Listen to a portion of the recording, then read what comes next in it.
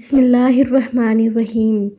زینب بیوی کی طرف سے میں آپ لوگوں کے ساتھ رسول اللہ صلی اللہ علیہ وآلہ وسلم کا بہت ہی پیارا فرمان شیئر کرنے جا رہی ہوں۔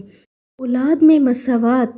حضرت نعمان بن بشیر رضی اللہ تعالیٰ عنہ سے روایت ہے کہ ان کے والد ان کو لے کر نبی اکرم صلی اللہ علیہ وآلہ وسلم کی خدمت میں حاضر ہوئے اور عرض کیا، میں نے اپنے اس بیٹے کو ایک غلام تحفے میں دے دیا ہے۔ نبی کریم صلی اللہ علیہ وآلہ وسلم نے ارشاد فرمایا کہ کیا آپ نے اپنی ساری اولاد کو ایسا ہی تحفہ دیا ہے؟ تو انہوں نے جواب دیا کہ نہیں۔ تو نبی اکرم صلی اللہ علیہ وآلہ وسلم نے فرمایا کہ پھر یہ غلام اس سے واپس لے لو۔ اس سے معلوم ہوا کہ اگر کسی کو نوازنا اور کسی کو محروم رکھنا عدل و انصاف کے خلاف ہے، ایسا کرنے سے اولاد میں ایک دوسرے کے لیے بغض پیدا ہوتا ہے۔ تقویٰ کے لیے تباہ کن اور ہزار فتنے کی جڑ ہے۔ اولاد کے دل میں باپ کی عداوت پیدا ہوگی۔ البتہ دو صورتیں متسنہ ہیں۔ اگر کوئی غریب ہو اور بیمار ہو تو خصوصی معاملہ کیا جا سکتا ہے۔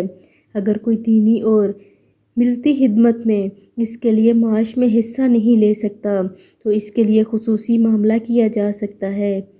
یہی وجہ ہے کہ علماء نے لکھا ہے کہ والد زندگی میں اگر جائیداد تقسیم کرے تو لڑکا اور لڑکی کو برابر حصہ دے، اس لیے کہ یہ ہدیہ ہے اور موت کے بعد میراث کے حکم جاری ہوں گے۔ اور میراث میں لڑکی کا حصہ لڑکے سے کم اس لیے ہے کہ لڑکی کے پاس مہر کی رقم بھی ہوتی ہے اور مہک اور میراث اچھی خاصی رقم بن جاتی ہے، اور لڑکے نے کیونکہ شادی بھی کرنی ہے، بچوں کی پرورش بھی کرنی ہے، لہٰذا اس لیے اس کا حصہ زیادہ رکھا گیا ہے۔ اس لیے اولاد میں ہمیشہ مساوات کرنی چاہیے، ان کو برابر ہر چیز لا کے دینی چاہیے، کسی کو زیادہ اور کسی کو تھوڑا کسی چیز میں بھی نہیں دینا چاہیے، تاکہ ان کے دل میں باپ کے لیے کوئی عداوت پیدا نہ ہو۔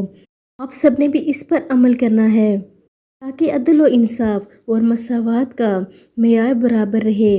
اللہ تعالیٰ جزائے خیر دے، آمین۔